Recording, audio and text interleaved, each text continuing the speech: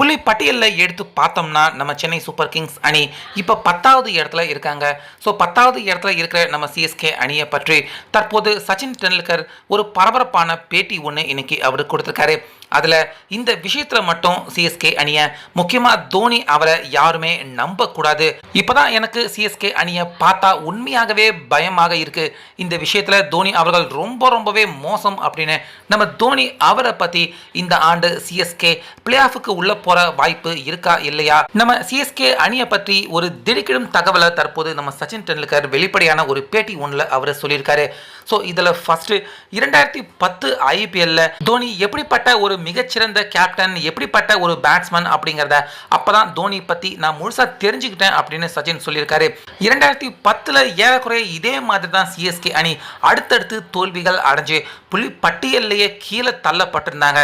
அதுக்கப்புறமா தோனி அவருடைய அபாரமான கேப்டன்சி, நல்ல சிறந்த பேட்டிங்கால பிளே ஆஃபுக்கு உள்ளே கொண்டு வந்தது மட்டும் இல்லாமல் ஃபைனல்ஸில் என்னையே கேப்டன்சி தலைமையில் தோனி அவர்கள் வீழ்த்தினார். அதுக்கப்புறமா சிஎஸ்கே அணி இத்தனை வருடங்களாக பல முறை பிளே ஆஃப் வாய்ப்பு இழந்துட்டாங்க அப்படின்னு எல்லாருமே நினச்சிக்கிட்டு இருக்க நேரத்தில் மீண்டும் அவங்க எழுந்து வந்து தோனி சிஎஸ்கே அணியை ஜெயிக்க வச்சு கப்பு வாங்க வச்சிருக்காரு. ஸோ இப்போ இருக்கிற தோனி பழைய தோனி இல்லை, அவருக்கு வயசாயிடுச்சு அப்படின்னு பல பேர் சொன்னாலும் நிச்சயமா தோனி அவருடைய மைண்டு, அவருடைய கேப்டன்சி இப்பவும் கூட நிச்சயமாக தோனி அவர்கிட்ட இருக்கு. இந்த தொடர்லேயே அவர் அடித்த சில மின்னல் ஸ்டம்பிங்கை பார்த்தே அவர் பழைய தோனி தான் அப்படிங்கிறத கண்டிப்பாக நம்ம யாரும் மறுக்க முடியாது. முக்கியமாக தோனி இப்போ தான் இந்த தொடரில் புள்ளி பட்டியலில் 10வது இடத்துக்கு தள்ளப்பட்டு ஒரு மோசமான நிலைமைக்கு போயிருக்காங்க. இதுக்கு முன்னாடி சிஎஸ்கே அணி இந்த மாதிரி மோசமான நிலைமைக்கு தள்ளப்பட்டிருக்கப்ப தான் தோனி அவர் தன்னுடைய உண்மையான விஸ்வரூபத்தை கிரிக்கெட்டில் வெளிப்படுத்தியிருக்காரு. ஒரு கேப்டனாக இருக்கட்டும், பேட்ஸ்மேனாக இருக்கட்டும், தன்னுடைய அணி மோசமான நிலைமைக்கு தள்ளப்படுறப்ப ஒவ்வொரு முறையும் கிரிக்கெட்டில் அவருடைய உண்மையான ரூபத்தை இந்த உலகத்துக்கு காட்டியிருக்காரு.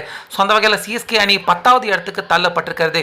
நிச்சயமாக யார் நம்புறாங்களோ நம்பலையோ நான் நம்புகிறேன், தோனி அவர் நிச்சயமாக இன்னும் இருக்கிற ஆட்டங்களில் சிஎஸ்கே அணியை கண்டிப்பாக பிளே ஆஃபுக்கு உள்ள கொண்டு வந்து ஏன் இந்த தொடருக்கான கப்பை சிஎஸ்கே ஜெயிச்சா கூட ஆச்சரியப்படுறதுக்கு இல்லை. அந்த அளவுக்கு கேப்டன்சி திறமை, பேட்டிங் திறமை யாருக்கிட்ட இருக்குன்னா நிச்சயமாக தோனி அவர் ஒருத்தர் கிட்டதான் மட்டும்தான் இருக்கு.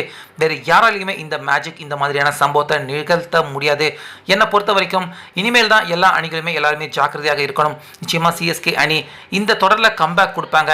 அதை செய்யறதுக்கு ஒரே ஒரு ஆள் தோனி மட்டும்தான் அப்படின்னு தோனி அவர் மேலே நம்பிக்கை வச்சு நிச்சயமாக சிஎஸ்கே மீண்டு வருவாங்க. கண்டிப்பாக இன்னமும் கூட சிஎஸ்கே அணிக்கு இந்த தொடரில் கப்பு ஜெயிக்கிறதுக்கான வாய்ப்பு இருக்குது அப்படின்னு நம்ம சச்சின் டெண்டுல்கர் அவரே தோனி மேலே நம்பிக்கை வச்சு இந்த பேட்டியை கொடுத்துருக்காரு.